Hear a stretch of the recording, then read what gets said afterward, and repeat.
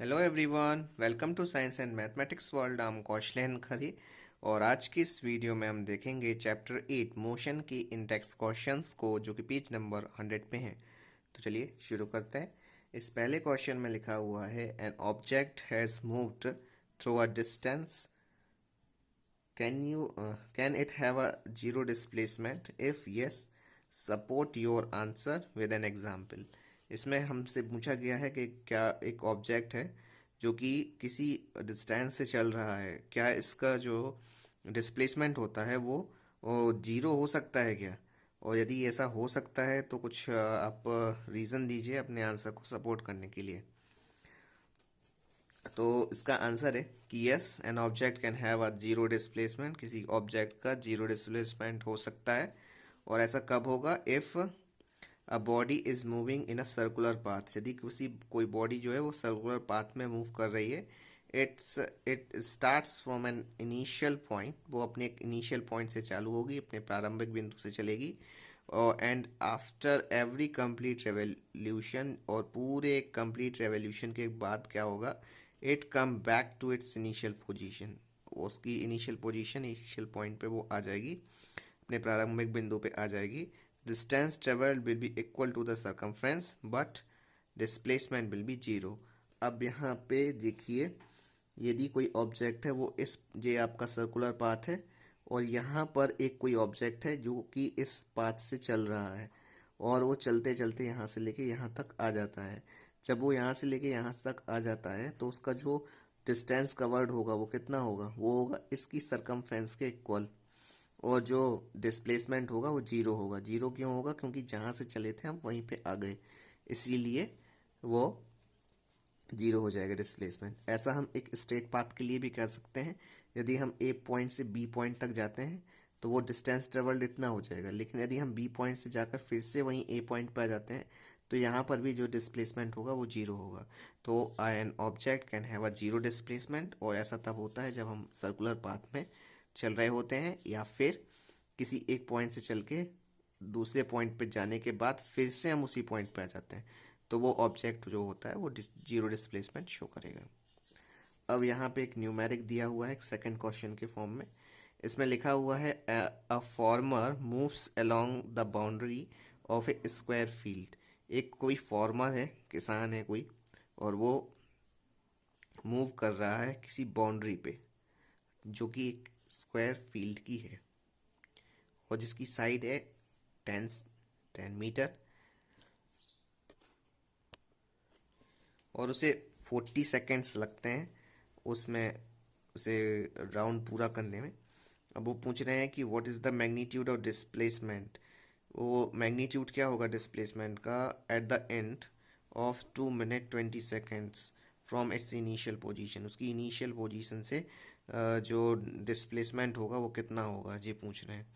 तो ये डिस्टेंस और डिस्प्लेसमेंट वाले क्वेश्चन है। डिस्टेंस और डिस्प्लेसमेंट क्या होता है ये मैंने अपने एक वीडियो में आपको बताया है। चलिए देख लेते हैं इसका आंसर क्या होगा।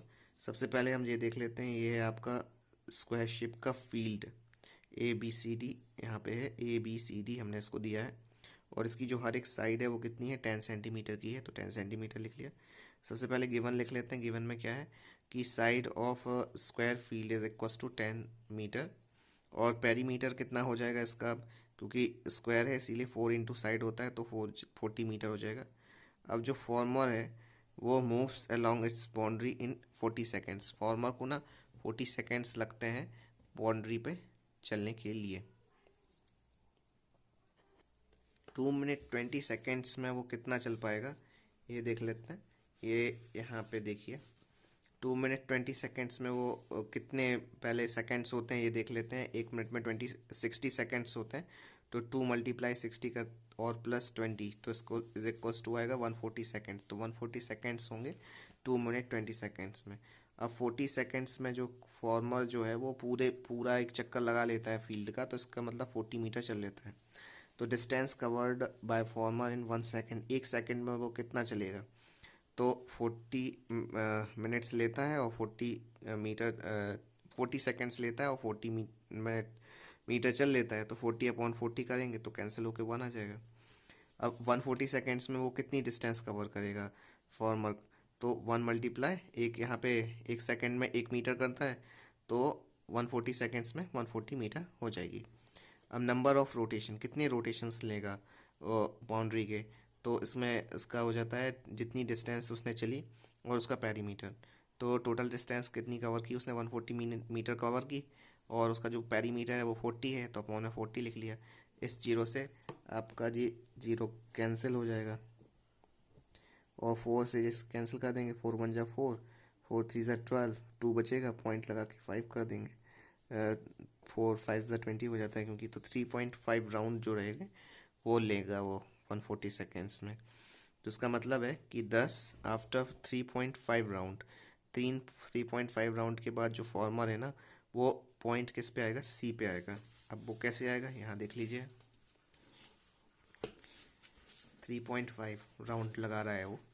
यहाँ से देखिए, यहाँ से चालू हुआ उसने, एक राउंड लगाया 40 सेकेंड कवर, दूसरा राउंड लगाया और उसके कितने 80 सेकेंड्स कवर, अब तीसरा राउंड लगा रहा है, तो कितने हो गए, यहाँ तक आए तो 90, फिर 90 के बाद हुए कितने 100, और पूरे 120 में पूरे 3 राउंड्स कवर हो गए। 3 राउंड के बाद उसके कितने 30 मिनट और कितने 20 सेकेंड्स और हैं, तो यहाँ से चल के यहाँ तक आएगा, तो 20 सेकेंड्स में उसके नहीं, इस सी पॉइंट पे रहेगा वो। आप देखिए ना कि यहाँ से एक एक राउंड लगाता है पूरा, तो 40 सेकेंड लगे, दूसरा राउंड लगाया तो 80 सेकेंड लगे, तीसरा राउंड लगाया तो 120 सेकेंड्स लगे, और अब बचे उसके पास 20 सेकेंड्स, क्योंकि 140 सेकेंड्स हैं, तो अब 20 सेकेंड्स के लिए 10 सेकेंड्स में यहाँ तक आएगा, फिर 10 सेकेंड में यहाँ तक जाएगा, तो न सी पॉइंट पे पहुँच जाएगा। और अब वो सी पॉइंट पे है, तो उसका डिस्प्लेसमेंट कितना होगा, ए से लेके सी पॉइंट तक की दूरी ये हो जाएगी।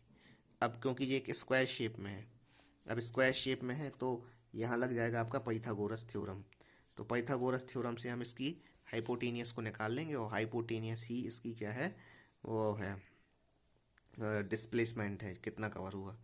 तो यहाँ तक तो 10 मीटर, यहाँ पे भी 10 मीटर, तो यहाँ देख लीजिए इसमें डिस्प्लेसमेंट ए सी जो हो जाएगा वो 10 अंडर रूट में लगा देंगे, 10 स्क्वायर प्लस 10 स्क्वायर, तो 10 स्क्वायर करेंगे तो कितना हो जाएगा 100, और 100 प्लस 100 कितना होगा 200, 200 का अंडर रूट निकालेंगे।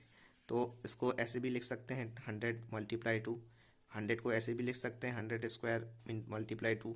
अब इस स्क्वायर से स्क्वायर रूट कैंसिल हो जाएगा, 10 अंडर रूट 2 हो जाएगा।